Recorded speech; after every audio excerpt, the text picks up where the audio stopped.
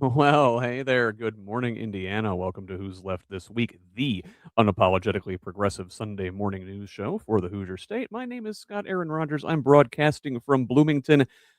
Got a packed show, another one this week, and I got some great guests here with me to talk about it. Say real first before we bring everybody in, a little quick housekeeping.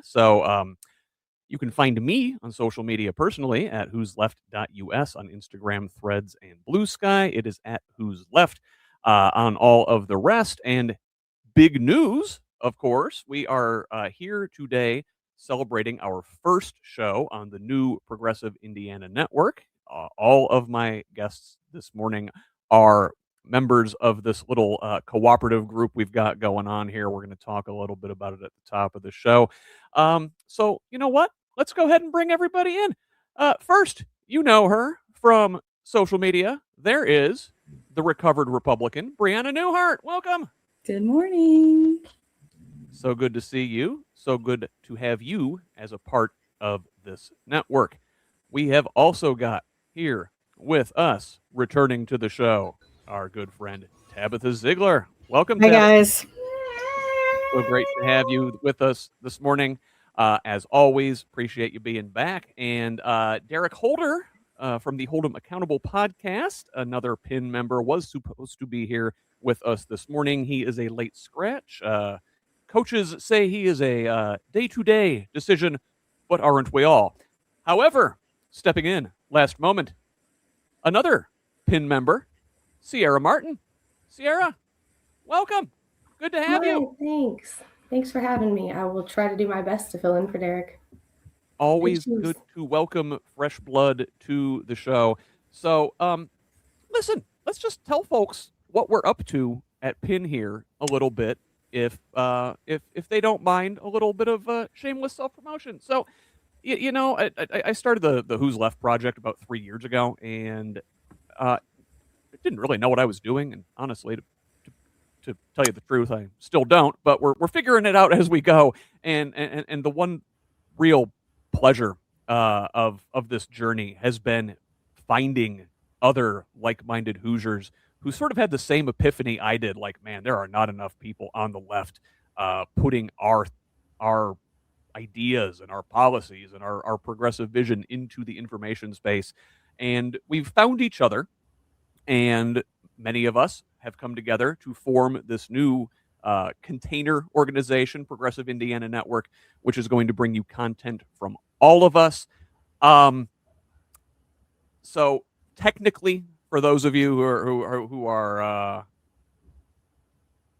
visiting our website or whatever, right now, progressiveindiana.net is just pointing to my website, who'sleft.us.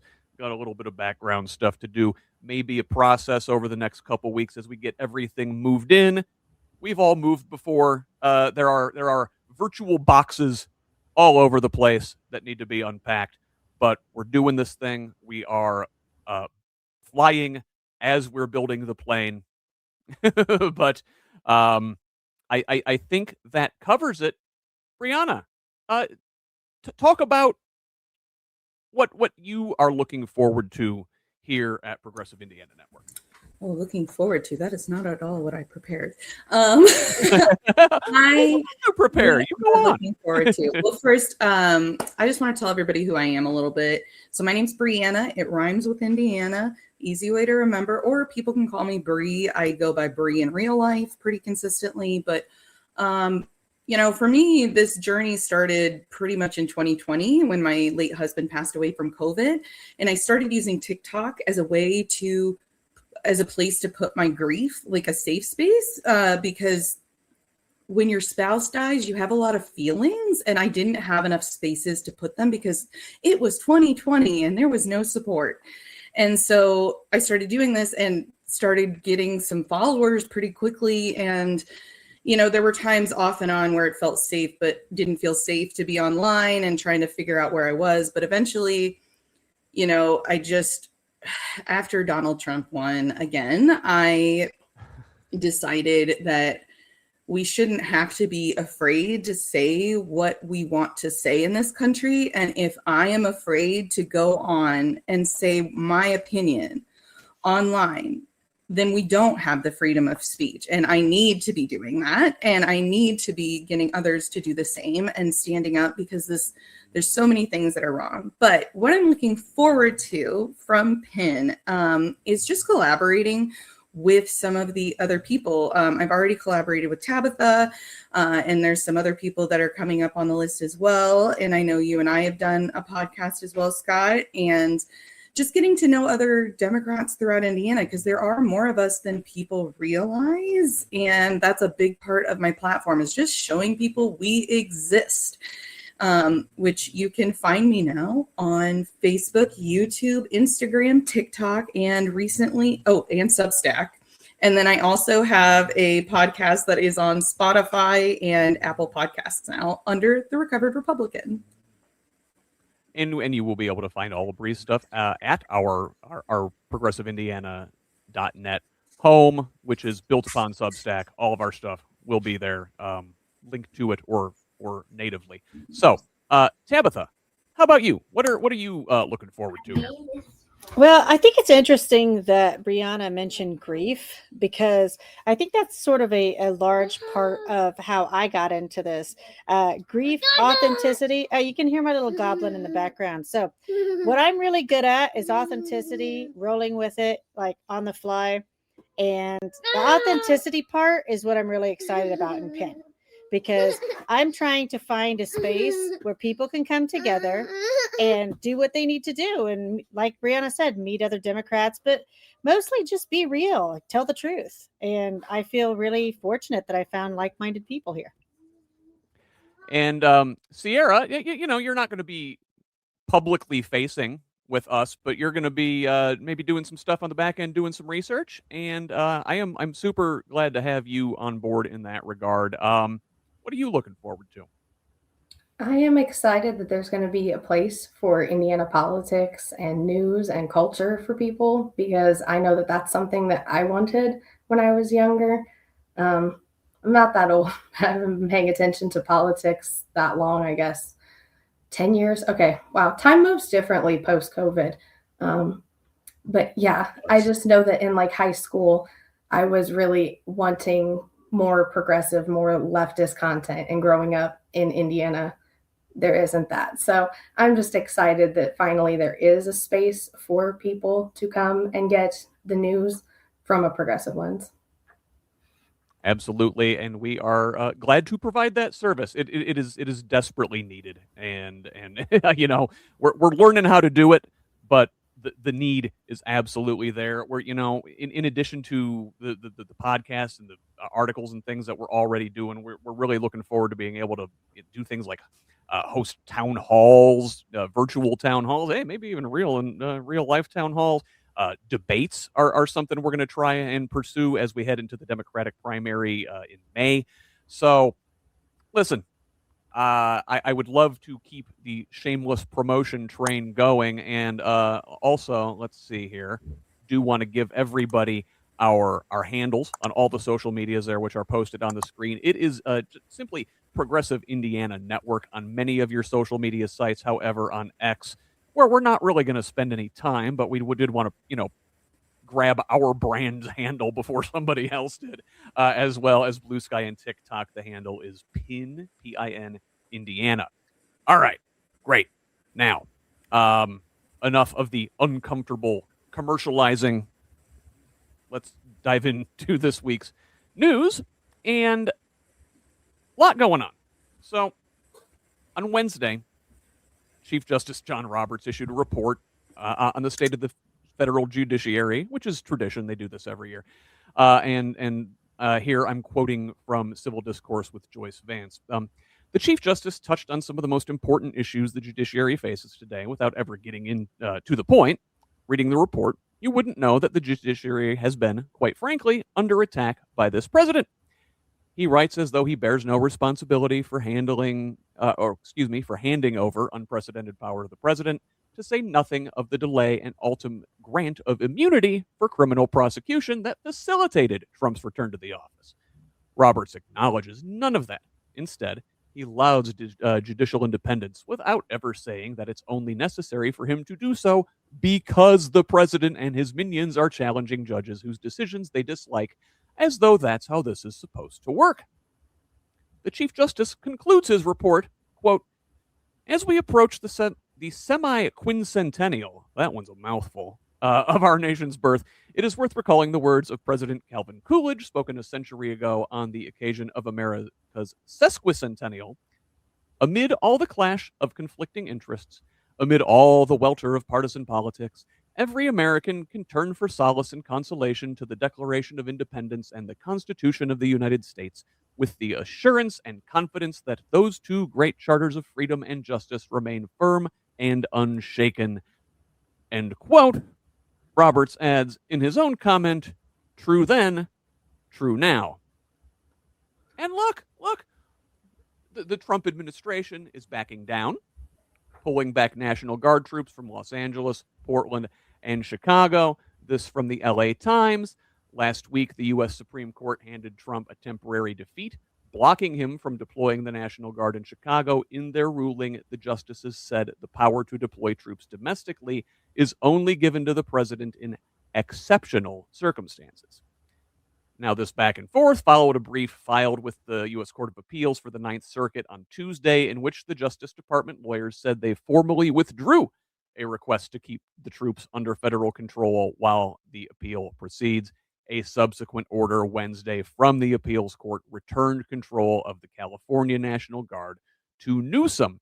Now, of course, the president said the decision was based solely on what he described as greatly reduced crime in those cities and left open the possibility of future federal intervention. He can't admit that he's backing down, right? So, Brianna, behold the guardrails of democracy. They are holding. They work, right?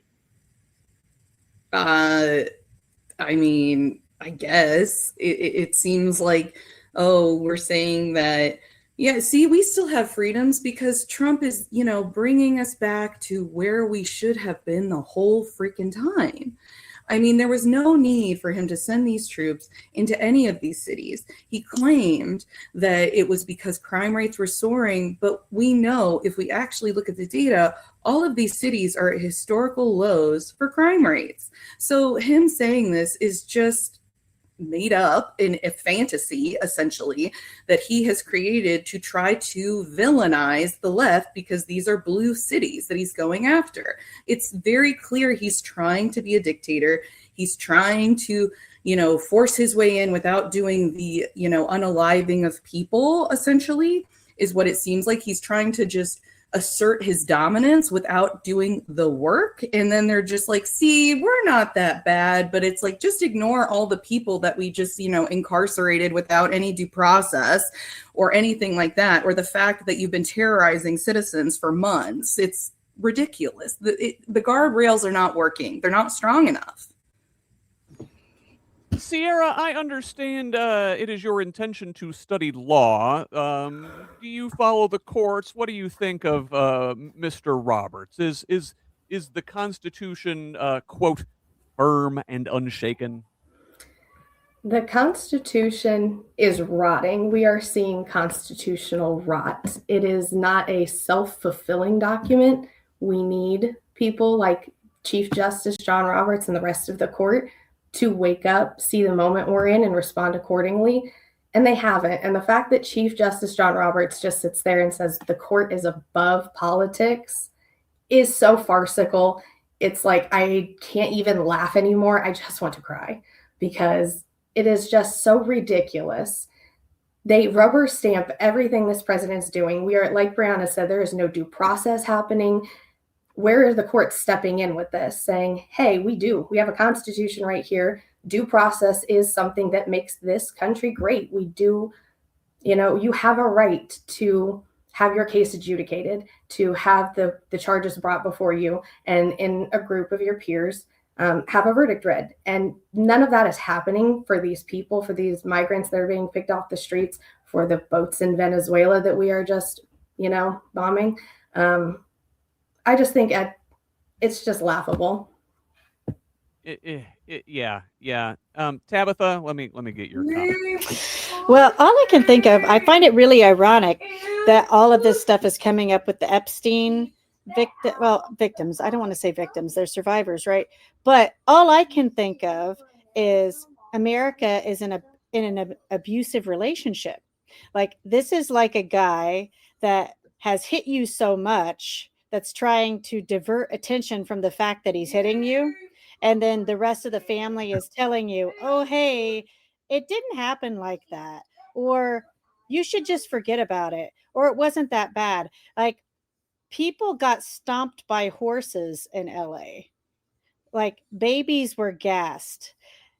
This like massive amount of gaslighting from the American government to the populace is so obscene that it's fascinating to me. It's like the psychologists and psychiatrists of the country must just be having a field day with the narcissism here.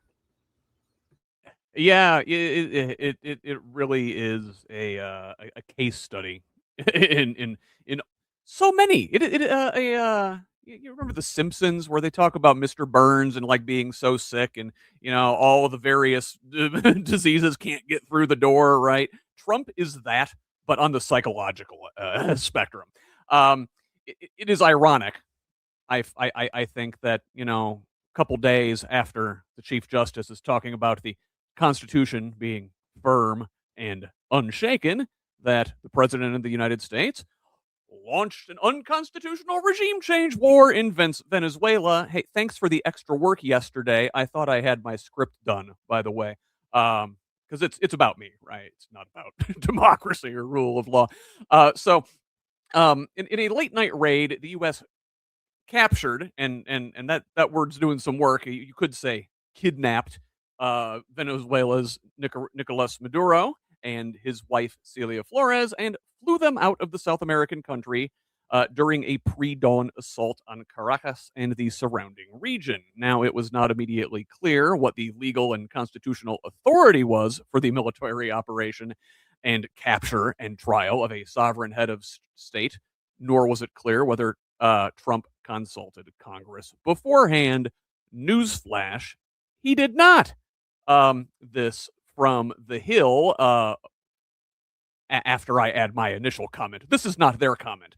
So Senator Tom Cotton, Republican of Arkansas, barely able to speak with Trump's tiny mushroom dick in his mouth, said the following, quote, Congress isn't notified when the FBI is going to arrest a drug trafficker or cyber criminal here in the United States, nor should Congress be notified when the executive branch is executing arrests on indicted persons, adding, Congress doesn't need to be notified every time the executive branch is making an arrest.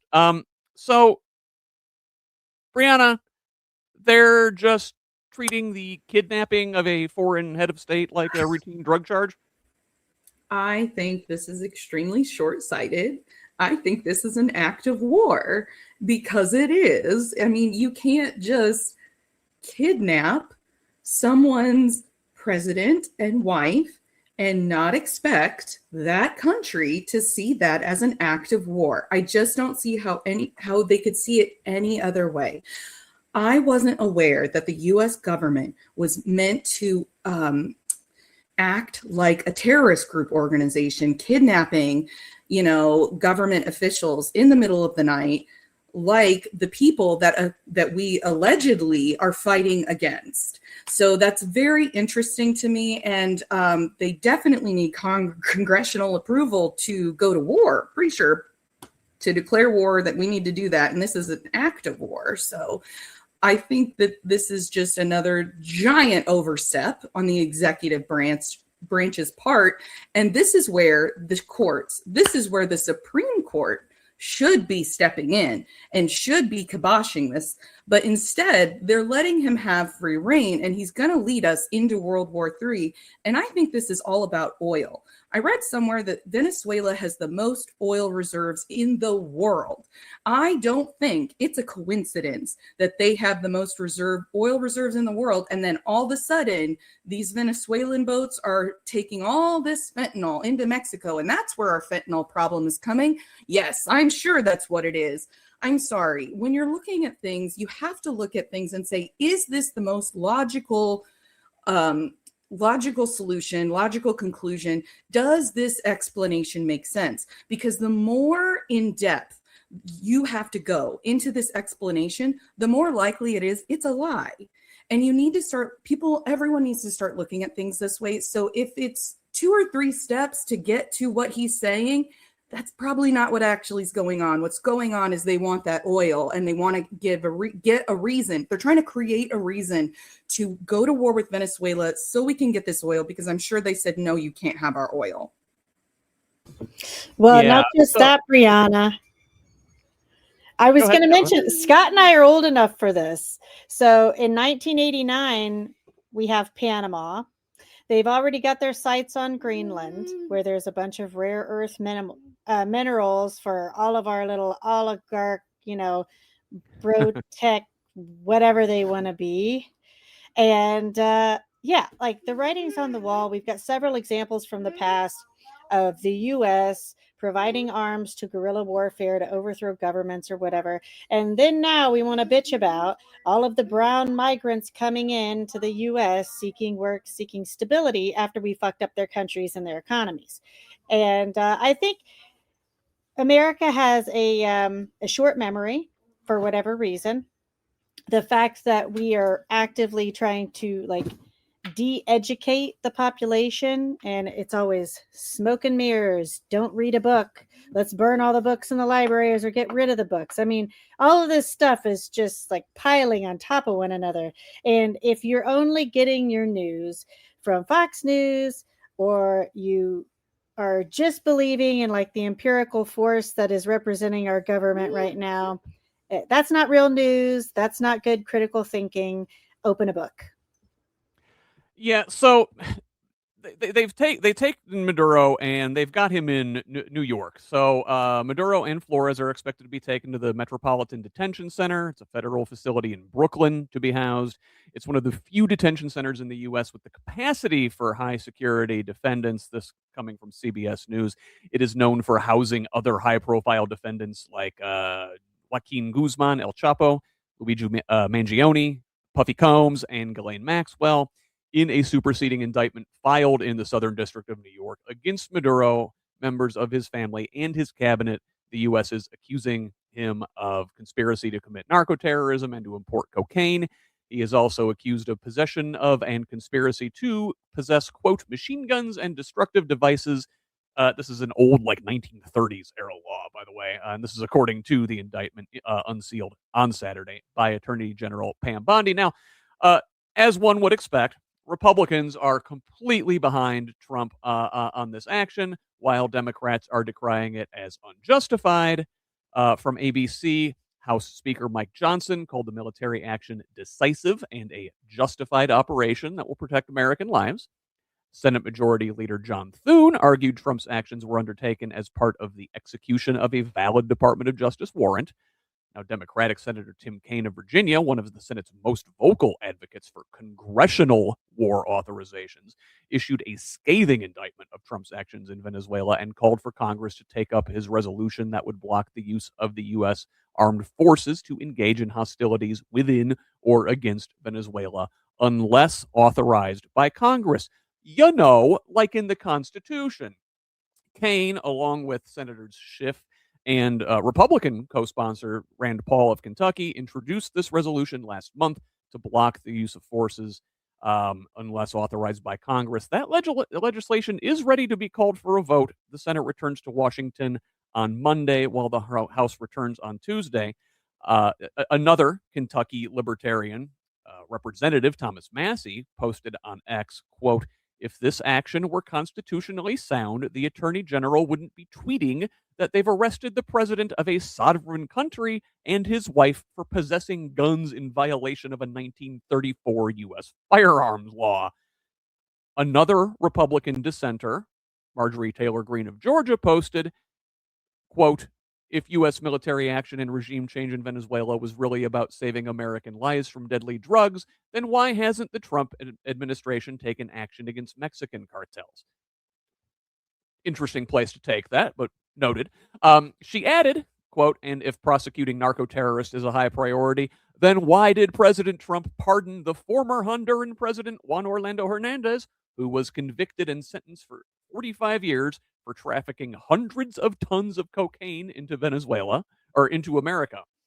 Ironically, cocaine is the same drug that Venezuela primarily traffics into the U.S. And you hate to say it, but good point to Marjorie Taylor Greene. Pick your hypocrisy, right? Nancy Pelosi is echoing Greene in criticizing Trump for the Hernandez pardon. Are you concerned about attacking sovereign neighbors? We seem to criticize Russia for having done so. They are criticizing this attack on Venezuela because, double standards. And hey, are you concerned about democratic legitimacy? Well, the U.S. still maintains close working relationships with at least 9 authoritarian countries, according to the Carnegie Endowment for Peace. Sierra, pick your hypocrisy. Having Donald Trump say that this is all about drugs in Venezuela and not oil, when he promised oil companies and oil executives on the campaign trail, donate billions and I'll be kind to you. It seems like this would be the investment, the return on their investment. It is so ridiculous that we're going to say it is because of the drugs and then turn around and pardon a drug trafficker and the former president of Honduras. And it is also super weird to be agreeing in some form or fashion with Marjorie Taylor Greene. Like, if even she can see the hypocrisy, it's got to be pretty glaring, I think. Yeah, and really, Brianna mentioned about this earlier. This is about the oil. Trump says the U.S. will run Venezuela, and that's never problematic. And sell seized oil. And this is from NPR, quoting Trump. We're there now, but we're going to stay until such a time as the proper transition can take place. So we're going to stay until such a time, and we're going to run it, essentially, until such time as a proper transition can take place. Because historically, we're good at nation building. I mean, it's giving Iraq 2.0 with it. Just the nation building slide just has 3 letters on it, just TBD. We're just not sure. Yeah, right. And so Trump said a group of people would step in to run Venezuela, including Secretary of State Rubio and Defense Secretary Pete Hegseth, all the best people, and added U.S. oil companies would have military backup as they move into the region. Look, subtle, right? I mean, he's spelling it out for you. He says, additionally, we're not afraid to put boots on the ground. And we have to. We've had boots on the ground last night at a very high level. Actually, we're not afraid of it. We don't mind saying it, but we're going to make sure that the country is run properly. So, I don't know. Bree, close us out with this section. I mean, I think that it's pretty obvious. This is just another example of why I became a recovered Republican. I started looking into what the politicians were saying and looking at what they were actually doing and what the actual impact of what they were doing was. And what I found is a lot of hypocrisy and a lot of lies and a lot of smoke and mirrors. And this is just more of that. And just like Sierra said, if Marjorie Taylor Greene can see the hypocrisy, then anyone should be able to see the hypocrisy. Right? Exactly. And look, listen, the big part of Trump's campaign last year was, I'm the peace president. I've stopped 7 wars, 8 wars, 10 wars. And we don't want these regime change wars anymore, right? He said that in the campaign, and now, behold, you don't like, Venezuela, not enough for you. Well, he's threatening a regime change war in Iran as well. So they've been having protests over there. This is from Al Jazeera. So far, at least 7 people have been killed and 44 have been arrested since shopkeepers in Tehran first shuttered their businesses last Sunday to protest against Iran's economic crisis. What began as a single protest about the collapse of the Iranian economy by shopkeepers in the city's Grand Bazaar had spread to 17 of Iran's 31 provinces by New Year's Eve, with students and demonstrators from across Iranian society joining the wave of demonstrations. Now, Tehran's previous hardline responses to public unrest have been marked by the deaths of protesters. However, so far, despite a number of isolated clashes between protesters and security forces, President Pezeshkian's government has held back from an outright crackdown and appears ready to listen to the legitimate demands of protesters. But Trump says the U.S. will intervene if Iran kills peaceful protesters. From NBC, quote, if Iran kills peaceful protesters, which is their custom, the United States of America will come to their rescue. We are locked and loaded and ready to go, Trump said in an overnight post on Truth Social. Iranian officials fired back, warning that U.S. intervention would spark regional chaos and make American forces in the Middle East legitimate targets. Gee, what if instead of killing the protesters, they just shot them in the legs like Trump wanted to do with protesters here in our country in 2020, Tabitha?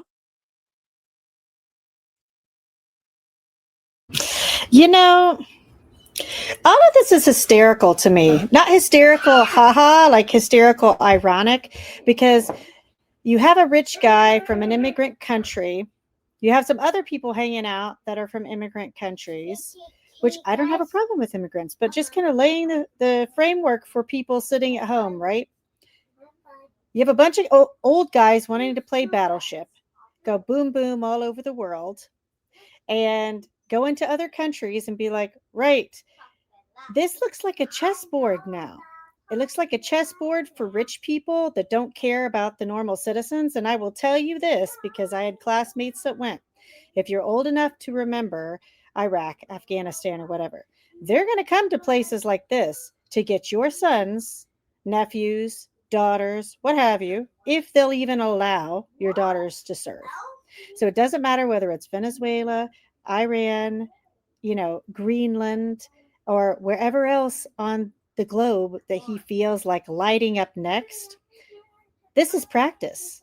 This is practice for a brutal dictator. And speaking of dictators, if we can go into Venezuela, like Zelensky says, he's like, hey, why don't you come and get Putin? Like, we've watched all that play out. There are still Ukrainian children in Russia right now that we used to have a list for that have gone missing. There's just so many things here that shooting protesters in the knees, that's awful, but it doesn't really hold a candle to all of the things. And the fact that they're willing to shoot our own citizens, they don't give a shit about what happens in Iran, especially if they're going to talk to the Israeli government and Mossad or whatever, and then boom, like, once again, not really ask Congress. We're just going to like fly by the seat of our pants and go drop a bomb somewhere. Like, these people don't give a damn about what the American public thinks. They don't care about any other citizenship, like any citizenry in the world. They don't care about the military. They care about themselves. They care about enriching themselves, extracting resources, and giving everything to their pals. And it seems clear that like Putin's a pal and Maduro was not. And we talked about this a little bit before we went live. Sierra, if we're just removing heads of state because they are autocratic and dictatorial, I welcome Canadian Prime Minister Carney to come take our guy off of our hands. Please, I welcome our Canadian overlords. Yeah, it is definitely a super dangerous precedent to set to say that you can just come with some flimsy pretext for it and say, well, look, the Venezuelan people, they didn't like their leader. In Iran, they don't like their leader. So we, the benevolent Americans, will come in and we will liberate you. And it worked so well in Iraq, and it will work so well in Iran, and I'm sure it will work so well in Venezuela. And the draft dodger in charge will send American sons and daughters and American blood and treasure and put us more into debt, all in the name of exactly what Tabitha said. We're extracting resources for the power and wealth accumulation of a very few people. Yeah, absolutely. And, listen, I'm going to move on to our next story here. It is ironic, targeting these leaders for their undemocratic way when Trump is engaging in collective punishment of his people here at home. So the administration is freezing federal child care funds to all states until they provide more verification and administrative data about the programs, in a move fueled by a series of fraud schemes at Minnesota daycare centers run by Somali residents. Now, this is from PBS. All 50 states will have to provide additional levels of verification and administrative data before they receive more funding from the Child Care and Development Fund, according to a U.S. Department of Health and Human Services spokesperson. However, before Minnesota can receive child care funds again, it will have to provide even more verification for child care centers in that state that are suspected of fraud, such as attendance and licensing records, past enforcement actions, and inspection reports. Now, this freeze comes in response to a viral video by a right-wing provocateur from NPR. Nick Shirley, a 23-year-old self-described independent YouTube journalist, and again, journalist is doing a lot of work there, posted a 42-minute video on X and YouTube the day after Christmas. In it, he and an older man, identified only as David, visit various seemingly empty daycare centers, bombarding Somali employees with questions and accusing them of not providing services to any children despite receiving public funds. The pair claim to have exposed over $110 million in fraud. Turns out this other guy, David, is a right-wing lobbyist who once called Muslims, quote-unquote, demons. This guy, turns out his full name is David Hoke, or Hawk. Accounts bearing his name have a long online history posting about the Somali community in Minnesota. A TikTok and a recently deleted Instagram account posted almost exclusively on the subject, including derogatory statements about Somalis and Muslims. And I'm going to say some gross things right now, quoting Mr. Hawk. Quote, every Somali in Minnesota is engaged in fraud. All of them. In November, he posted, even the blacks, I hate even saying it like that, have had enough of the demon Muslims. More disgusting claims in this video. He says the allegedly stolen funds are being sent to terrorist organizations. He says we have to be careful because these people, referring to Somalis, are very violent. They're exceptionally violent. And he also says Minnesota Governor Tim Walz is guilty of misconduct with a public employee.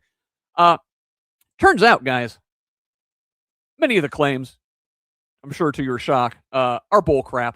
So Hasim Rashid over on Substack does a good job debunking this. So first, what Shirley allegedly uncovered is not new. Since 2022, several of these same daycare centers have been fined and shut down for violating the law.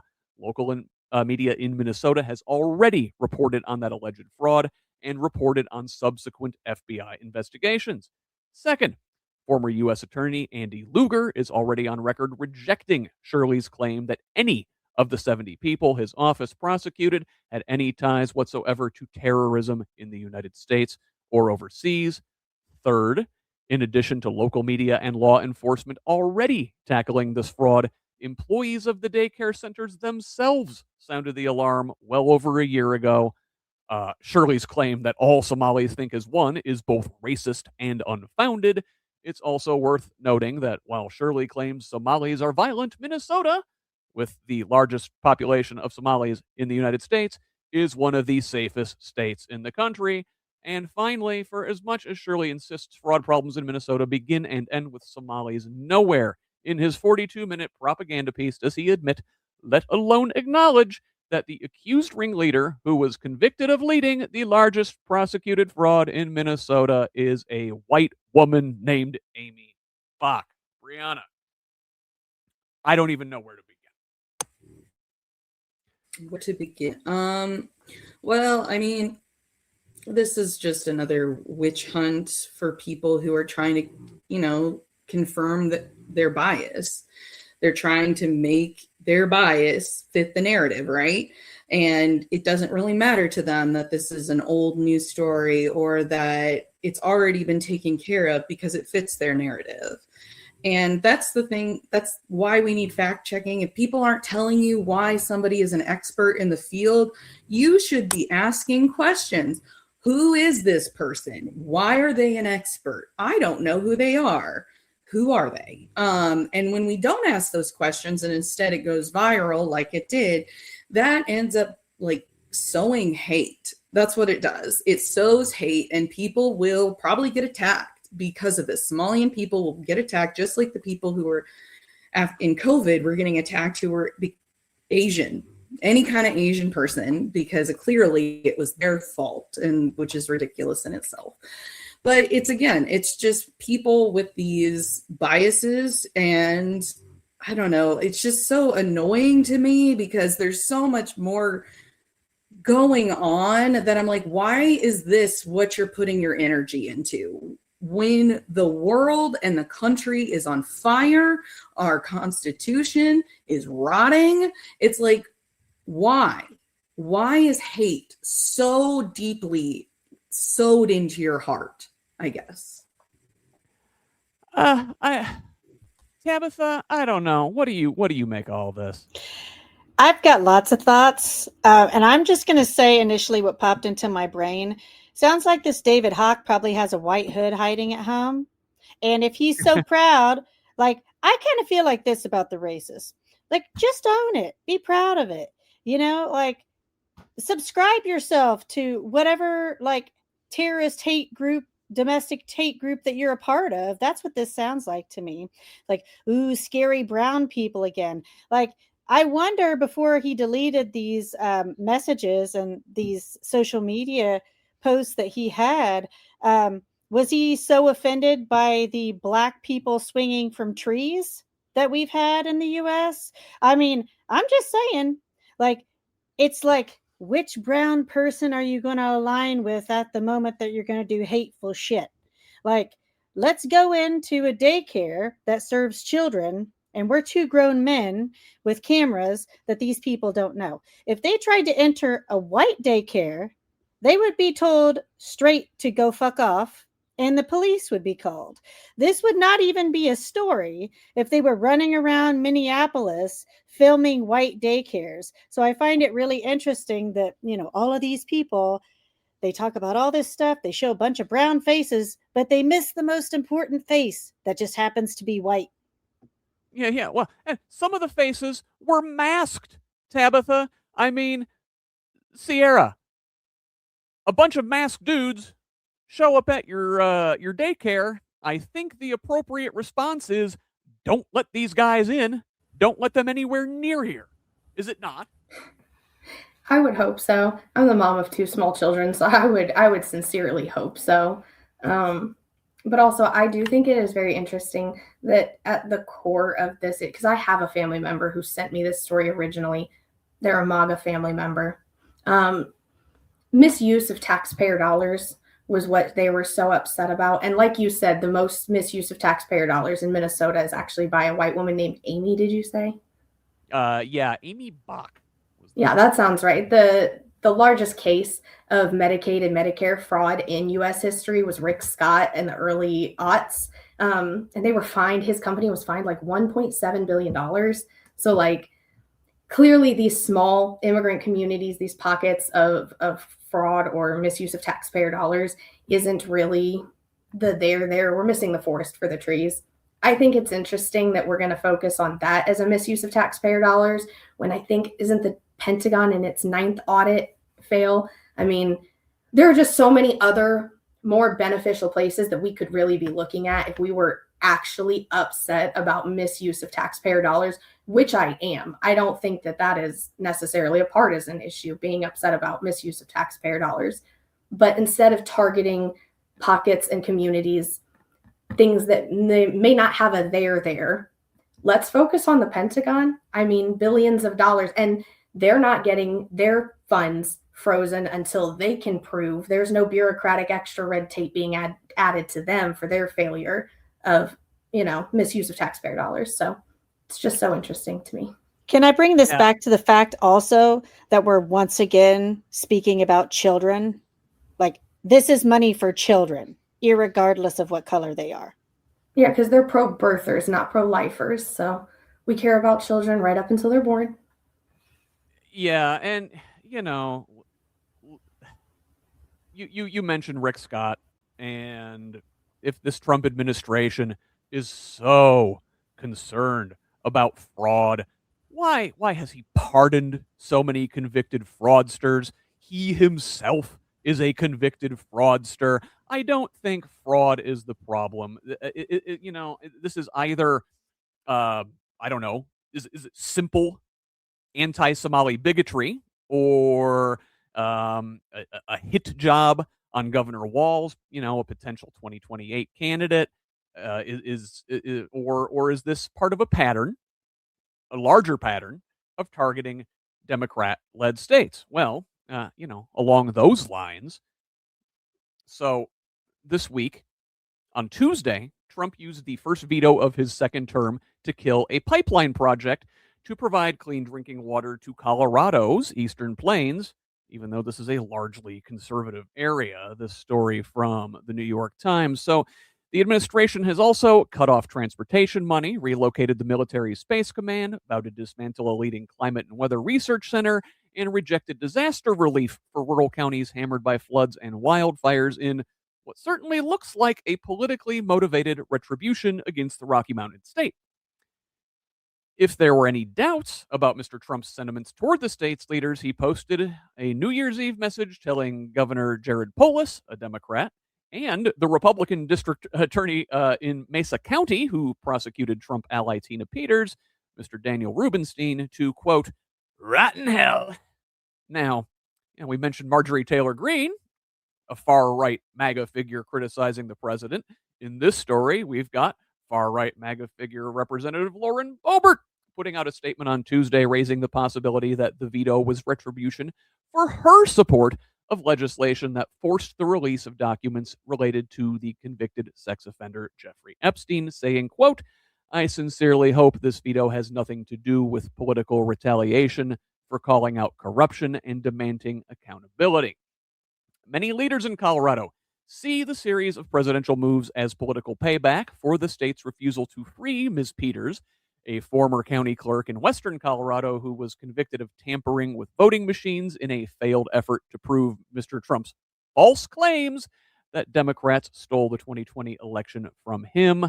So, Brianna, it appears Trump will just punish blue states as a whole for not voting for him, for there being prominent critics of him in leadership positions in that state. This area affected by this water project, like we said at the top, was a largely conservative area. You think these folks are feeling great again yet? I don't think they're feeling great again. I think that they are feeling probably upset because if it's a largely red area, I'm sure a lot of those people actually voted for Donald Trump, and I'm sure that it upsets them that he is not keeping any of his campaign promises. So yeah, but it's gonna make them suffer. So why would they not be upset? But yeah, this just seems like Donald Trump is punishing blue states for being blue states, essentially. And even though blue states provide most of our tax revenue, so I don't know why he would want to punish the blue states that provide us most of our tax revenue. But I guess he doesn't do things that make sense very often. So, well, maybe he's punishing the states that produce most of our tax revenue, or maybe he's just, stealing that tax revenue and giving it to his political allies, and, well, I would say places that voted for him, but this place voted for him that's affected by these. Sierra, what do you think's going on here? I think I don't know enough about what's going on here, other than I know that water is going to be the new oil wars. We are definitely seeing friction in a lot of communities with water resources that are dwindling, and we are actively giving those water rights and resources to corporations and companies to cool data centers, to sell the Resniks on California aren't cooling data centers, but they sure do on the water. So selling it back to the very communities that they are robbing of water. So definitely probably retribution to blue states. But I think it's got to be that we are just feeding donors. I feel like if you followed the money from where this is, it's got to go back to the donors. It always comes down to the money in the end, right? So I want to move on to our final U.S. story that I want to make sure we really get into today. And we talked about these authoritarian impulses of Trump, punishing dissenters, punishing states and communities he doesn't like. Well, that is not the only autocratic move he's breaking out of the playbook this week. So this from State Line, quote, "The U.S. Postal Service has adopted a new rule that could create doubt about whether some ballots mailed by voters by Election Day will receive postmarks in time to be counted. A USPS rule that took effect on December 24th says mail might not receive a postmark on the same day the agency takes possession of it. The Postal Service says it isn't changing its existing postmark practices and is merely clarifying its policy, but some election officials have looked to postmarks as a guarantee that mail ballots were cast before polls closed." That's what they're for, right? So the new rule holds implications for 14 states and D.C. that count ballots arriving after Election Day if they are postmarked on or before that day, commonly called a ballot grace period. In these states, ballots placed in the mail by voters before the deadline may not be counted if the Postal Service applies a postmark after Election Day. The USPS rule says that the postmark date does not necessarily indicate the first day that the Postal Service had possession of the mail piece. So what good then is a postmark? Is this simply about logistics or a targeted way to chip away at the vote total? And what are the implications for this beyond just mail-in ballots? Now, Tabitha, you are a postal employee. I will not ask you to opine on this, but can you tell me logistically what this means? Everybody's aware that there are mail delays just in general, right? So I think it would behoove people to just always proceed with caution in advance. So if you have something that you really, really want to get to where it's supposed to be, I would say do your best to mail it like months or weeks in advance. Make sure that you get like a certified tracking number so that you can track it. But just always just act with caution. Like if you really want something to get there, just be really, really conservative about when you mail it. Yeah, Brianna, this to me looks like an attempt at some. It's election rigging around the edges, right? They're not going to come out and outright rig an election or cancel the elections or say or they're conducted under martial law or something. We're far too sophisticated for that. That's not how these things work. It's you shave off enough here and enough there. What do you think's going on? Well, I think this is just, like you said, another way to try to rig the election. What I think is very interesting about US politics in particular, when you start looking at the Republican Party and what they do and what they say, often a lot of the times when they're saying things and accusing the left of doing things, it's because that they are doing those things. And it's been for a while now, Trump has said that the left rigs elections. But that's what this is, because we know statistically people who are doing mail-in ballots are more likely to vote for the Democrat. And so if we make it harder for those people to vote, they are less likely to vote. And if we make it so it's less likely that their vote is counted, well, that makes it better in their mind. This is voter suppression is what it is. And I really think that we need to change the deadlines of when people should put things in the mail, or we need to have ballot drop boxes at city county buildings where there is security so people can drop their ballot, and it has to be in by a certain time before it to be counted. And that's that, because then we don't have the issue that we had in Colorado where people were setting ballot boxes on fire because they were just like out in a public space. We need to have them protected because there are people who have ill intentions and that are trying to keep people from voting very actively, whether people want to believe that or not. Like you said, they're not just going to say, we're canceling the election. That's not how dictatorships work. They slowly erode the freedoms and try to give you reasons why they're doing it. So it's logical, so you comply. Do not comply in advance. Keep asking questions and stand up for things like voter suppression when you see it, because this is what this is. It is just making it harder, just like closing the polls early makes it harder to vote. It's just another form of voter suppression that they are trying to give you a logical reason why they have to do it. It's just they don't have enough people, or, it's just how the post office is, or whatever, when they could easily fix this problem if they wanted to. They just don't want to. Sierra, like, if a postmark doesn't mean anything anymore, like, how do they know you got your taxes in on time?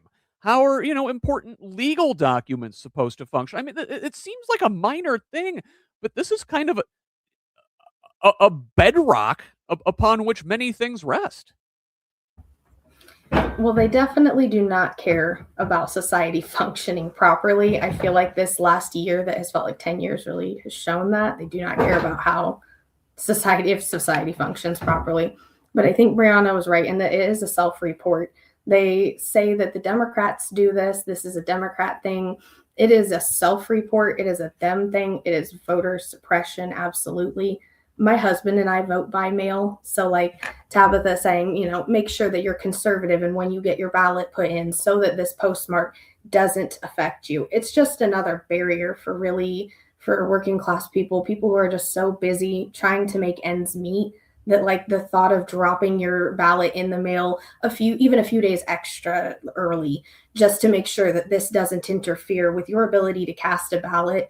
It's just another barrier to vote. And it's just another way that they are chipping away at our democracy. And, dictators don't just cancel an election. We are smarter than that by now. But they do win elections by like 98% of the vote. So, yeah. Tabitha, go ahead. I think it's important to note also, right? Because I'm from a very red area. And just to remind people that this is your civic duty, right? Like, this is your choice. Take this opportunity, like one of the few that you have left, to truly do your research on your candidates, speak your mind through your vote, and, set an alarm in your phone, right? Just set a couple alarms. If you're worried that you might not get it in on time, just put several checks in place for yourself to remind yourself, because this is your duty to your nation. Right, but here they are. They put the onus on individuals, right? Like, we can't have good systems working. This is how neoliberalism works. Everything, it's the individual's responsibility. You got to get to the post office. You have to go inside and go to the clerk and get a postmark. You can't count on just dropping in the mail. Brianna, you looked like you wanted to say something. I did. I just want to remind people too that if you want to, because I know that a lot of people are like, I can't miss work. There is early voting at every city county building, usually a month leading up to the election, and there are Saturday times. So if you feel worried or anxious about putting your ballot in the mail, go vote in person. I vote early every time because the lines are way shorter and it's just way easier, and I don't have to miss work, and I just go on a day I have off. It's super easy. You get in and out. Even in Indianapolis, the longest I've ever had to wait was like 15 minutes for early voting. And on election day, I've heard it's like 2 hours sometimes. So go early vote if you don't want to do it by mail. There are options still. And obviously, I'm sure we will all post about that as we get closer to the elections. We are going to beat that drum all year here on Progressive Indiana Network, Bree, and we really are going to have to turn out in numbers unseen before because of stuff like this. There is going to be vote attrition. We're going to have to win by more than we actually win by. So there are other stories in U.S. news that we're not going to get a chance to talk to this week. The Department of Justice is parsing through some 5 million Epstein files. They missed their deadline. They're going to keep missing their deadline to follow the law passed by both houses of Congress and signed by the president to release all relevant materials in the files. Also, the Department of Justice says they thwarted a potential ISIS-inspired New Year's Eve attack in North Carolina at the Kennedy Center, which I refuse to call the Trump Kennedy Center. Artists are boycotting over the name change more and more every day, it seems. Now, the president of the center, Rick Grinnell, claims legacy media is encouraging the artists to boycott as if they don't have minds of their own. Also, at the beginning of the week, Trump hosted back-to-back meetings at Mar-a-Lago. First last Sunday with Ukrainian President Zelensky, who they keep stringing along on a peace deal, and then Monday with Israeli Prime Minister and war criminal Benjamin Netanyahu. Links to some of those stories in the show notes, which you can subscribe to over at progressiveindiana.net or at whosleft.us. Let us turn to our Indiana stories this week, and I want to begin on a really sad note. So last week in this space, we talked about the case of R.J. Williams, an autistic kid in Broad Ripple who went missing on December 17th. On Friday, detectives with the IMPD said they believed that Williams fell into the White River after they found his belongings near the river. Cameras in the area show that around 4:40 p.m. on that day, Williams headed down to the dock. In a search of his phone, messages show that he was down on the ice. He sent a message to someone telling them he was down on the ice Saturday. Police said they found Williams' body in the river. Devastating story. And we talked last time. We hoped and prayed that this kid would, turn up and be with his family over the holidays. But I knew as soon as they said they found his stuff near water that things were not looking good. And Tabitha, this is your lane. I want you to speak to this. I have a statistic from Seattle Children's Hospital that shows research that neurodivergent kids are 160 times more likely to die from drowning than their neurotypical peers. Why is that? Well, they're drawn to water. I mean, if you think about it like this, all of us are made up of what, 70% water? Just every single one of us, irregardless of intellectual ability. So it's part of us, It's everywhere. It's a curiosity. I don't think we should be focusing on consistently the tragedies. Like, it is a horrible tragedy. And I've spoken to his mother. The autism community is pissed. There's a lot of things we can do, but what do we do now? Right. And I think what we should be doing is giving these kids skills. So everyone should learn how to swim, especially autistic children. Like, the likelihood of them, if they can swim, I realize that it's wintertime, that there was ice. I realize all that stuff, but give these kids the skills to put in their toolbox to survive. Like, that's what's important. And when we're constantly taking money from these programs and constantly strapping these teachers, these ABA centers that are trying to help these kids, like, early intervention is best. So water safety should be part of that early intervention program. That should be something that all of our kids have access to in schools. But so many children on the spectrum die in retention ponds, in streams, in lakes. It is just obscene. Like, this is a national crisis. And if we don't start to actually put money towards a preventative measure to stop this, it's not going to start with RJ. What I think we should focus on is, this happened in our background area, right? Like, Indianapolis is a capital city in our state. We have a lot of attention on us right now because of the redistricting. Like, let's take this tragedy and turn it to a positive. Like, let's be a state that can lead in some fashion in how we address this sort of stuff, that then we can show other states how to replicate it. It's not good to have a blue envelope program or whatever. Like, all of those things are great, but they're not preventative measures. Like, what do we do at the start? How do we prevent these things? And then, if we are in a situation where we have to look for these children or adults, the need has to be immediate. Like, it was not okay that they started looking for him on the 18th when his mother called and said, listen, he's autistic, he takes medication. Like, we're failing these kids, we're failing these families. And don't think that all the autism moms aren't having a conversation right now about the fact that he's Black, because I guarantee you, if that was a white kid, they would have found that kid. I'm not saying that the kid would have been alive. I really was hopeful, but I'm like you, Scott. I was like, damn it. And I just kept fighting through that damn it reaction, because I instantly felt like everybody's going to fail this kid.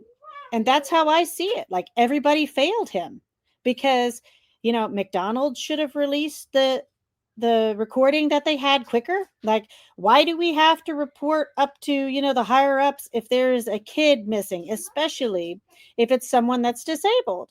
Like, this should be something that the store managers of any store, like, it should be a mandate. Hey, if someone is going missing in that area and the police contact you, or, some legitimate search party contacts you about, hey, can we see your footage to try and track this child? It's a no-brainer. Like, these are the type of failures that we have, that what the hell are we doing? It's disappointing, and you mentioned the different kind of programs that we could put in place for autistic kids, for the neurodivergent community, and we're doing the opposite, right? We're cutting programs meant specifically to help the autism community. We talked about it last week. We've talked about it many times on this show before, and one of the reasons I'm glad we've got you with us as part of this project, Tabitha, is that it's really important we keep talking about these things, and we're going to really make sure there is a lane to talk about those things here under our umbrella. I do have at the bottom of the screen there, I've added a link to a GoFundMe set up to benefit the family of R.J. Williams. It is it's got to be a hard time for them. They shouldn't be having to worry about the finances of how this is all going to work.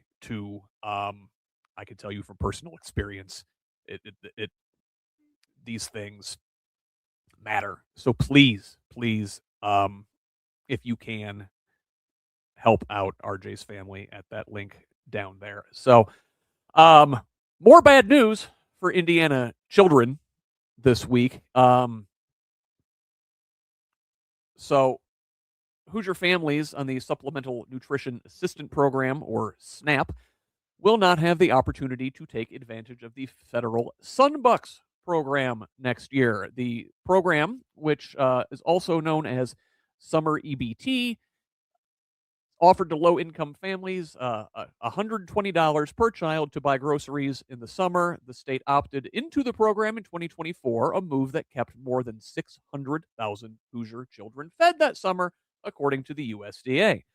The Indiana Family and Social Services Administration Secretary Mitch Robb said Monday that the state would need to find an additional $5 to $7 million it doesn't have to administer the program this year. It should be noted here, this is me interjecting, that Governor Mike Braun had a personal net worth of some $136 million when he first ran for Senate in 2018. I can't find a more current number, but I'd bet it's only gone up. Maybe we should reach into his pockets or his couch cushions to find that money. Continuing this story from Fox 59, quote, this May, the FSSA announced that Indiana would not participate in the program in 2025. At that time, the FSSA said the Braun administration had discovered that the necessary groundwork had not been completed to launch the program in time for this summer. So then they blamed the Holcomb administration for not partaking in this program. Now they're just basically openly saying, fuck them kids. Sierra, what do you got to say? Fuck them kids is the mantra of the Braun-Beckwith administration. Beckwith being an entirely different bucket. But I digress. Mike Braun does not prioritize children, families. He does not care about Indiana at all. And you can tell that this man comes from wealth. His daddy handed him a company. You can tell that Mike Braun is a Nepo baby who has never had to rely on your school feeding you through the summer because a hot meal is not guaranteed to you at home. It's not always the case for people. And so these Sunbucks, they feed people, children, the most innocent among us. And we can't even take care of the most vulnerable and innocent among us, children. But Mike Braun's main priority has been redistricting, failing at giving anybody property tax relief, and now the 10 Commandments statue outside of the state. It just feels ironic that Braun is very focused right now on getting 10 Commandment statues put outside of the State House, but is not focused on feeding Hoosier children or getting quality and affordable childcare to Hoosier families. Like, I'm seeing a lot of Christianity from this administration, but not a lot of Christ following, the following of Christ's teachings here.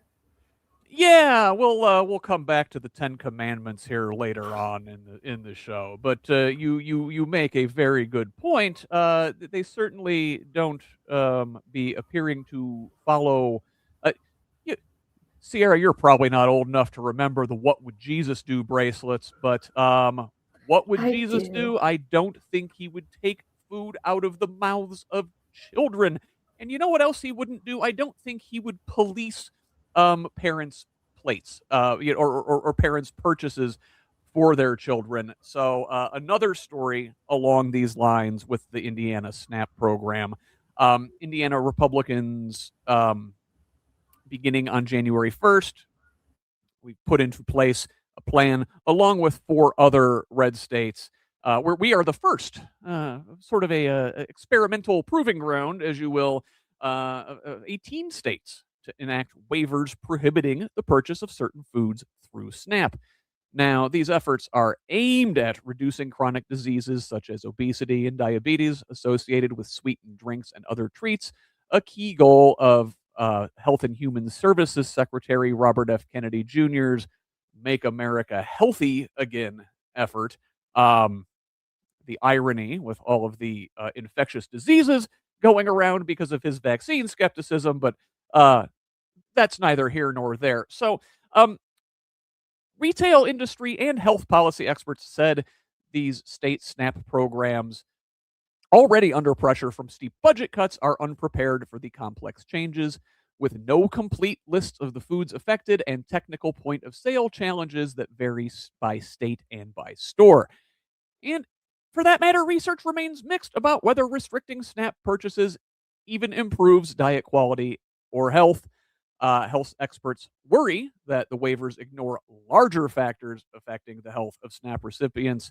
Quote, this doesn't solve the two fundamental problems, which is healthy food in this country is not affordable and unhealthy food is cheap and ubiquitous, end quote. That is Anand Parekh, chief health policy officer at the University of Michigan Public School of Public Health. It seems these rules are being implemented willy-nilly, Bree. You can't buy sports drinks or granola bars or, a rotisserie chicken at the grocery store, but you can buy fruit juice, which is full of just as much sugar as soda is, potato chips, or ice cream. What's really the point here? I think the point is to make it more difficult for families to use SNAP, because at the end of the day, it's like when you're looking at it, because I'm a speech language pathologist by trade, so I do know some of the dietary research because my specialty is swallowing disorders. So kids who cannot eat by mouth, my job is to help them learn how to safely. So I look at things such as dietary recommendations and research. And one of the things they found, and this is why it's recommended that you give your child all the food at once that they are going to have in a meal, and like a sectioned plate, so they can determine what they are going to do with their food. If they eat it, great. If not, that's fine too. But that includes things like cookies, desserts, because we don't want sweets, sugary, refined foods to be looked at as something, as a treat, something special. Ooh, it's dessert, because then they want it so much more.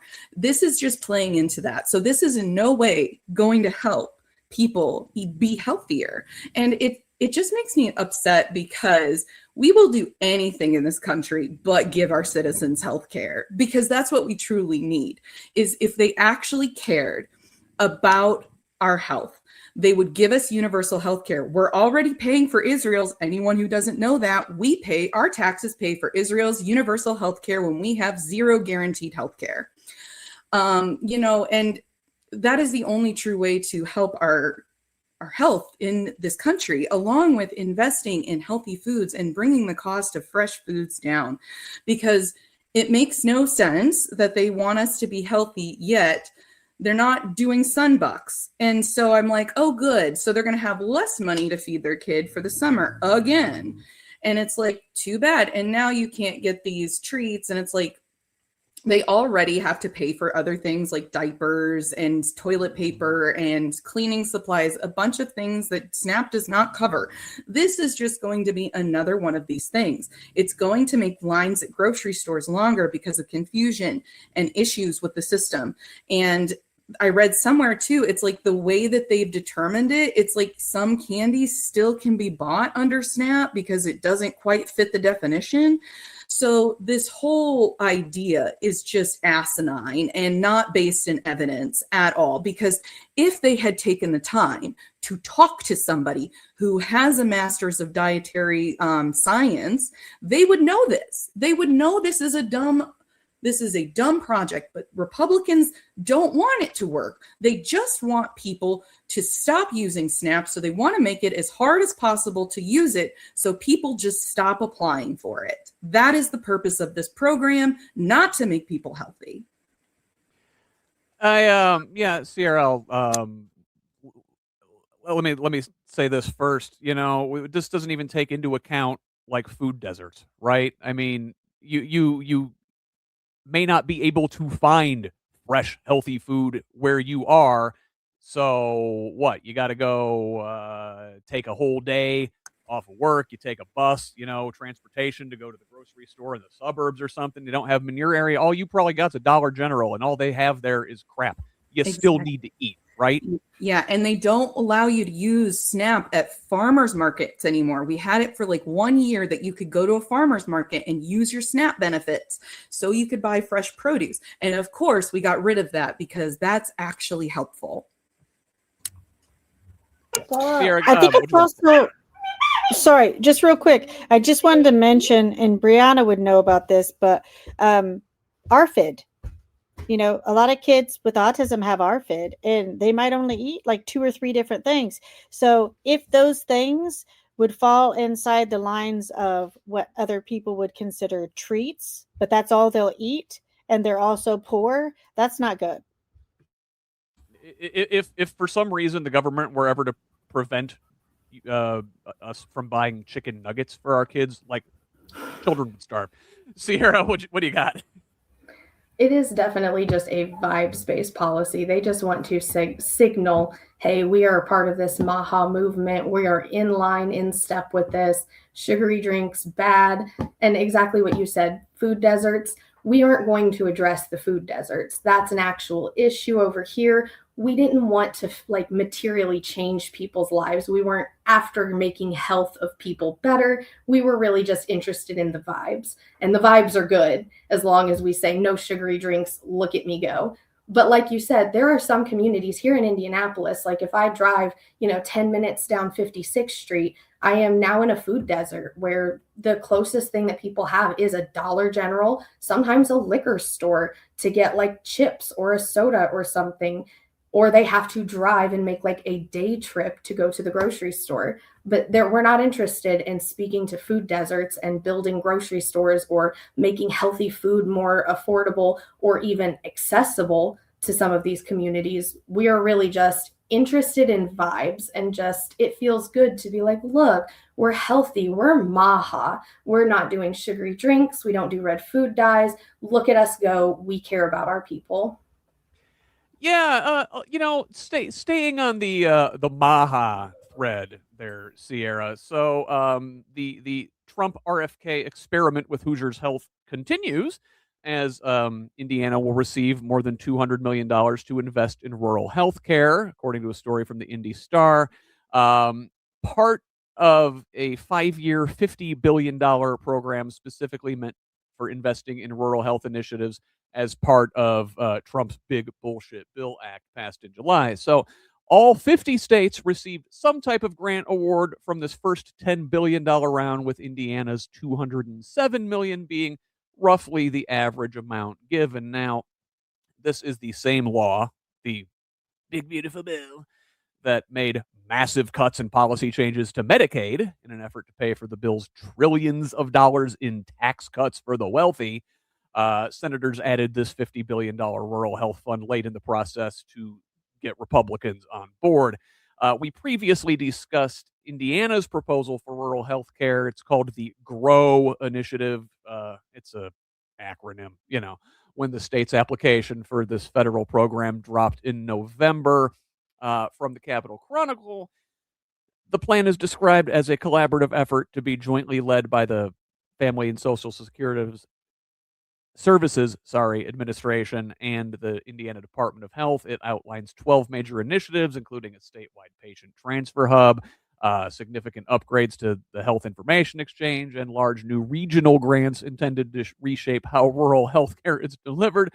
Those regional grants would be based upon competition between the different regions of the states. So, I mean, Brianna, it looks like they caused a problem with this massive hole they blew in the budget because of their giant tax cuts, and all the Medicaid cuts that had to be made to pay for it, and then they come up with a half-assed solution. It's almost like we told them this was going to happen and they didn't listen. I mean, this was projected that this was going to be a problem. So to me, the answer would have been just to extend the ACA subsidies like we told them, because we knew this was going to be an issue. And this is just slapping a Band-Aid on a bigger problem. Again, we are doing everything in our power but giving our citizens health care. We will do anything but that. We will do anything but actually solving the problem. And that is the biggest issue within politics. It's very reactionary and putting a Band-Aid on everything. And they don't seem to have the ability, at least the people in power currently, don't seem to have the ability, or don't care to have the ability, to look forward and see what the impact of their actions are actually going to be, because they don't care. They're going to be fine no matter what, because they are wealthy. So they're just like, well, oh, they're complaining about healthcare. Well, just throw, couple million over here, couple billion over here, slap a Band-Aid on it. This way only half the people will die instead of all of those people. So maybe then they'll stop bothering us. Sierra, I don't know, man. The whole the grow thing and the regional competition, we've talked about it here before, but it's given me Hunger Games vibes. And maybe actual Hunger Games. Given our other stories this week.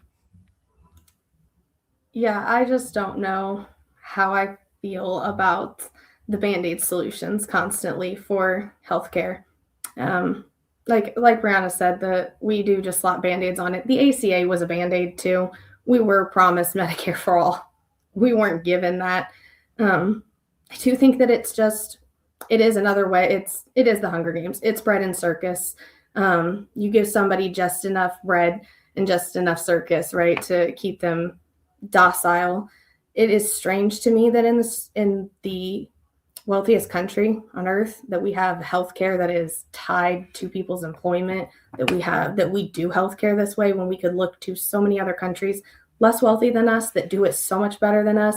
Or, as Brianna said earlier in the show, we already pay for universal healthcare, not to our citizens, but our tax dollars do fund healthcare for those in Israel. So at least somebody, I guess, is getting it.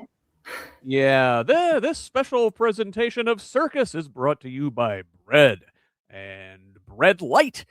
Brianna spoke about the move fast and break things ethos, sort of like, well, we're bound and determined to make these tax cuts. We'll figure out the rest later. This is sort of a mindset that permeates Indiana Republicans as well. And the LEAP district in Lebanon is a perfect example of it in many ways. So on Tuesday, this is from WRTV.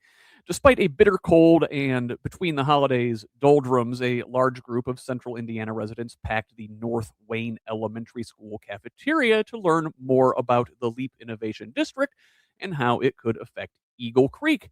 Well, now, how is that? This LEAP district's out in Lebanon in Boone County. What has it got to do with Eagle Creek? Well, those gathered discussed plans released by Citizens Energy Group to pump water from Eagle Creek Reservoir to Lebanon for the LEAP district, as well as Lebanon Utilities' plans to pump wastewater back into the reservoir from the industrial site. Citizens signed a contract last year with the Indiana Finance Authority to provide the water to Lebanon Utilities after a fast-track plan by the Indiana Economic Development Corporation to supply 100 million gallons of water per day stalled amid backlash from angry residents and state leaders. The original plan, which involved pumping water from the Wabash River to the LEAP project through a proposed billion-dollar pipeline, was shrouded in secrecy. So LEAP stands for Limitless Exploration Advanced Pace. Perhaps too fast. They didn't consider this water problem ahead of time when they were planning this district in the middle of a goddamn cornfield, and now regular Hoosiers have to play whack-a-mole to protect their communities and their sources of drinking water. Tabitha, it seems that the people up in the Lafayette area and who rely on the Wabash River and those aquifers for their water sources, they successfully pushed back on this. Well, now they're going to go find another community to screw. That's what it looks like to me. Oh, they love to come to rural communities. I drive to Indianapolis frequently, and each time that I drive there, there's more heavy equipment. You're not quite sure what they're building, but you just see miles of destruction where they're constantly building. And by the time that they're finished, generally is when the residents figure out whatever it is that they're doing. They have tons of backroom deals and all this sort of thing. I remember seeing these, stop stealing our water signs in my area for years ago. I just feel like the legislators are getting trickier and trickier, and they're sliding this stuff in quickly through the back door, if you will. And the residents barely even know about it. But they think they're going to go to these rural communities where people are stupid and they don't have resources, so they can just con them. And because they tend to be heavily Republican districts, they think they'll just roll over. And then they're finding out that there's a lot of hunters and fishermen and outdoorsmen that really, really care about the environment, care about the water quality, and tons of farmers that are like, hold on a second, what are you doing with the water? And then you're going to pump this like toxic water back into areas that we might be getting our drinking water out of. Like, nobody's okay with this, and everybody sees very clearly, like, they see it for what it is. You have these rich people coming in, like, disrupting things, stealing our resources, and giving us shit. Sierra, do I understand that this is your area? Does this affects you? Yep, I am one of the 875,000, I believe, Hoosiers that get their drinking water from Eagle Creek Reservoir. So no one has talked to us. No one has, other than community, but no one has talked to us. It is very cloak and dagger. It is also extremely frustrating for me and my neighbors because I live in an area with a lot of immigrants, a lot of different ethnicities. We are a very diverse area in my little slice of Eagle Creek Reservoir adjacent. And so it kind of just feels like that's why they don't care about us. We have, in my neighborhood particularly, we have a strong Muslim community, a strong Arab community. I'm Syrian. So like, it kind of just feels like they were like, oh, that's where all of the less desirable people are. We'll take from their water source. It's disheartening because my husband is from for a little west of Plainfield. So we moved to where I'm from over here, Eagle Creek, to try to get my kids into better schools. The schools that I grew up in was familiar with. And so it's devastating to hear that they are going to not only take our drinking water, but then they were, like she said, going to pump toxic sludge water back into their wastewater, back into it, full of heavy metals and particulates from these data centers. And they're not going to be transparent about it. They're not going to tell us like, oh goodness, this is actually now slipped into the reservoir, part of your drinking. We can't filter this out. Residents, you guys need to be working on better filtration systems. That they don't care about us. They don't even want to talk to us. And it's just so devastating to know that like I worked really hard to bring my kids to this community just so that they could poison my kids' drinking water. Boy, it definitely sounds like hearing you describe your neighborhood that those considerations. Maybe it's because it's a diverse community or there's immigrants that this would be a reason that the Republicans find your community a particularly tempting target to exploit for resources for their it's their investors, their donors, their big business buddies who are building this LEAP district. And our GOP leadership are messing with people's water. They're playing the Hunger Games with rural health care. They're taking foods out of kids' mouths. And Sierra, you brought this up already, but these people have the audacity to call themselves Christians.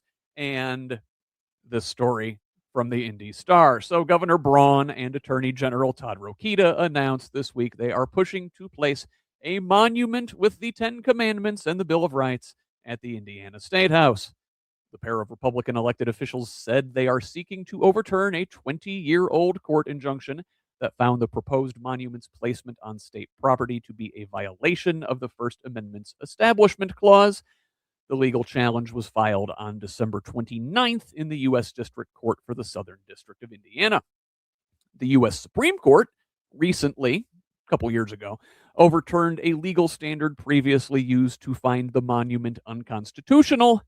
That decision paves the way for Braun and Rokita to argue the monument would be permitted under the new Christian nationalist threshold. My words.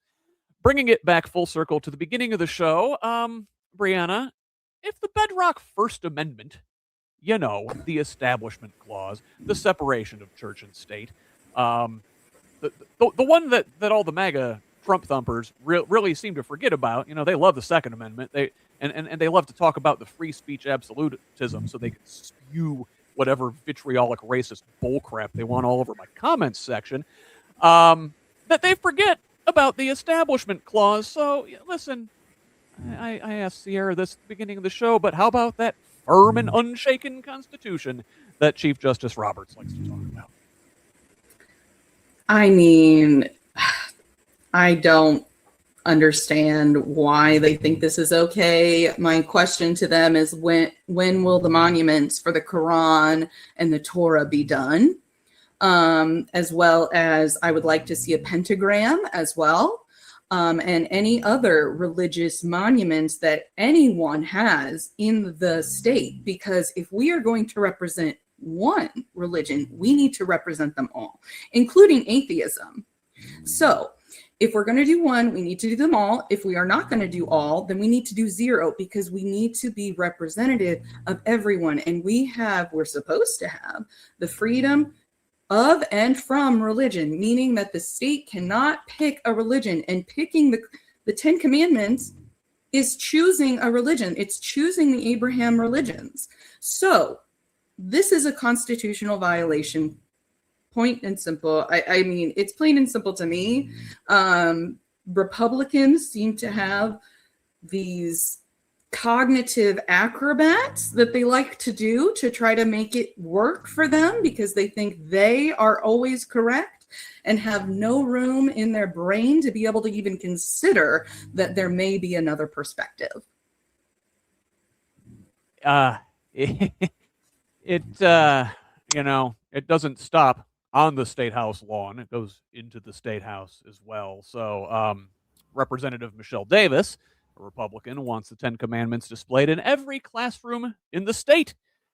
House Bill 1086 is just one of the high alert bills being highlighted on the Mad Voters Bill Tracker at madvoters.org. I encourage all of you to familiarize yourself with that one as we enter the legislative session here on Monday. So this year's session of the General Assembly begins tomorrow. Now, well, technically it's not beginning. They already started it back in December in a failed attempt to redistrict Indiana's congressional maps to please their daddy Donald Trump. But they are coming back from recess tomorrow to begin the bulk of the session, as it were. I've got my eyes on that bill for sure. Tabitha, what are you watching?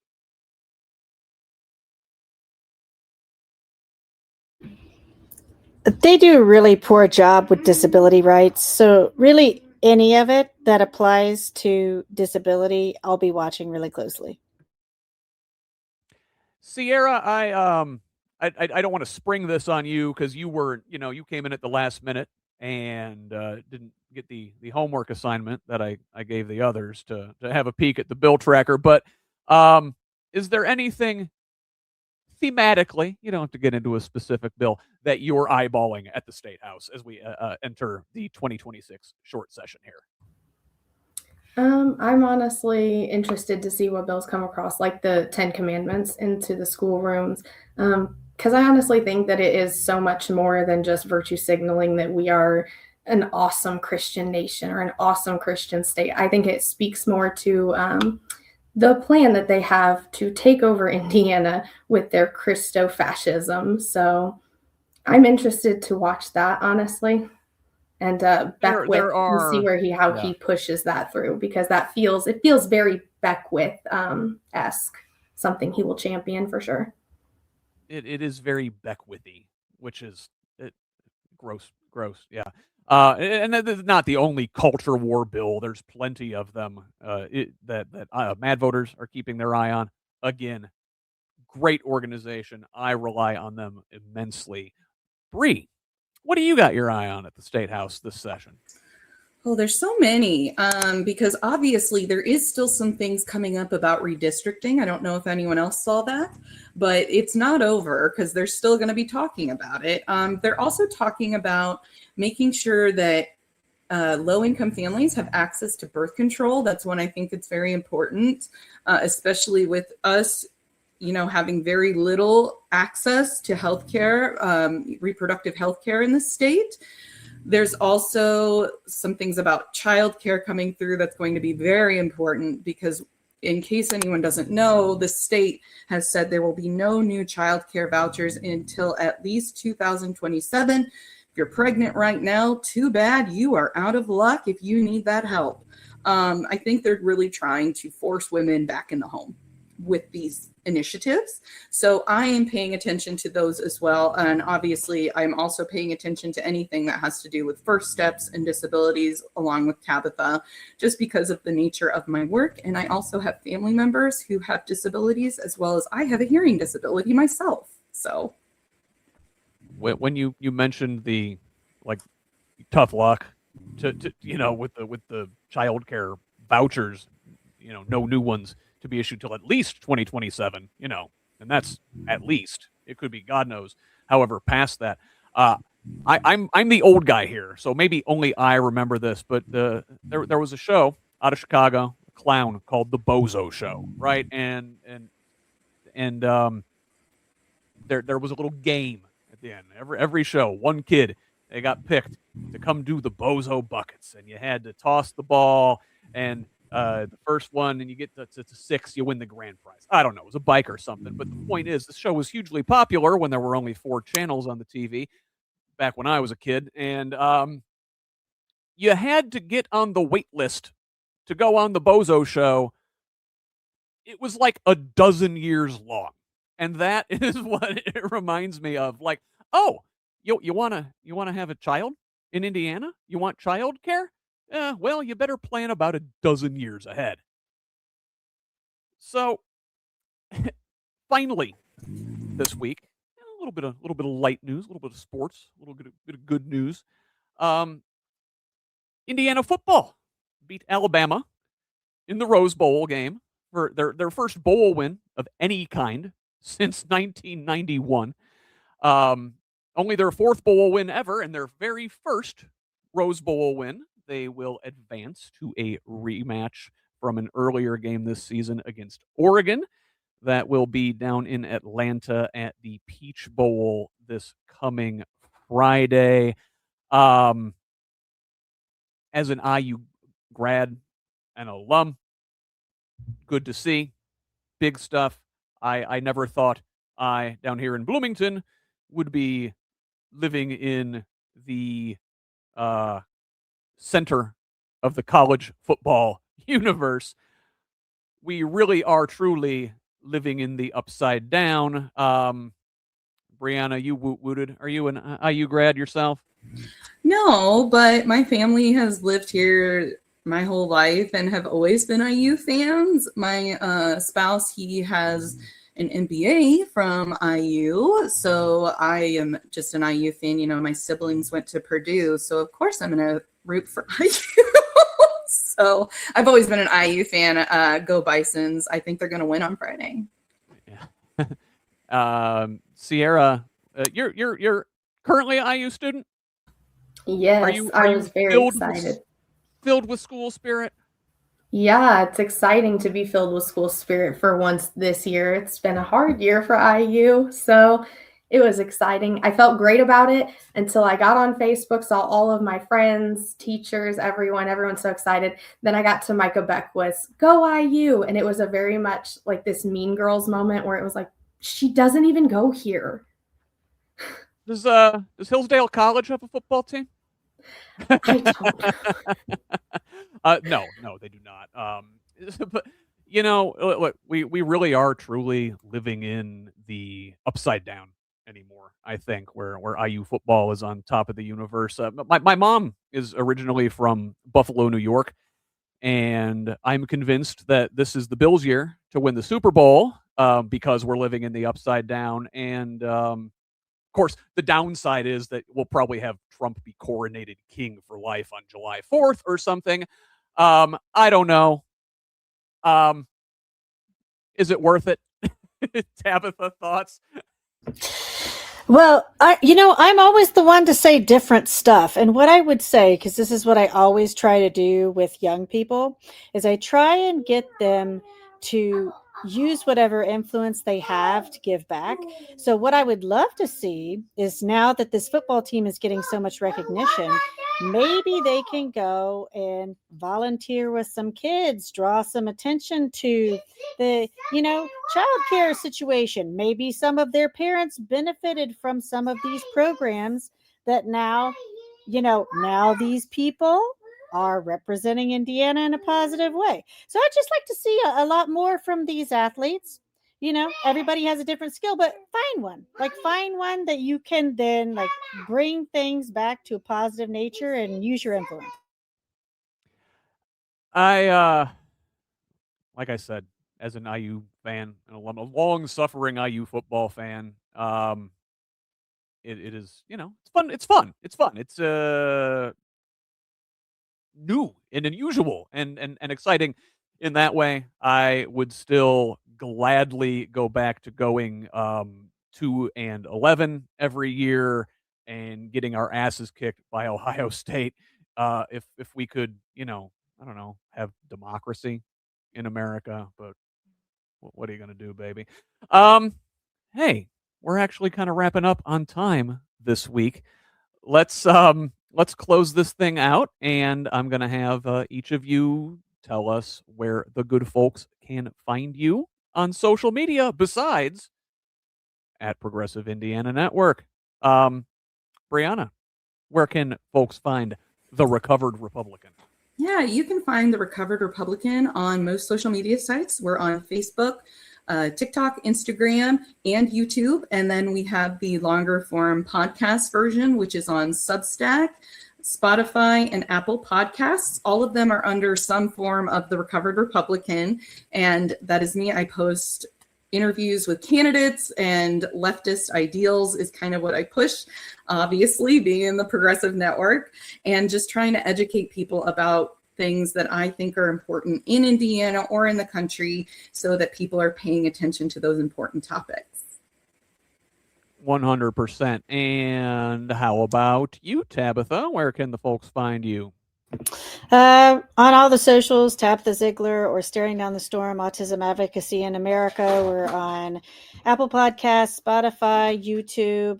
And we just lean heavy on the advocacy and the authenticity. So, come and visit. Very good. Sierra, do you have any handles you want to share with the folks? You have them on screen. I'll be over at PIN. That's where you can find me for now. And if I haven't worn out my welcome, maybe here again someday. Oh, no, listen, it was great to have you. I love getting a chance to do these. I also love getting a chance to hang out with a bunch of women on a Sunday morning. It's a good time. Me, old Scott over here, you can find on the socials at HoosLeft, on Blue Sky, Instagram, and Threads. It is the same as my website, whosleft.us. And of course, you can find all of us on the Progressive Indiana Network. That is progressiveindiana.net. Our handles are on the side of the screen there conveniently for you, but the good folks listening to this later on the audio version, our handles are Progressive Indiana Network on most sites, on X, on Blue Sky. On TikTok, it is at Pin Indiana, PIN Indiana. And that will conclude our show this week. So, on behalf of my guests today, Brianna Newhart, Tabitha Ziegler, and Sierra Martin, I'm Scott Aaron Rogers. Love each other, Indiana.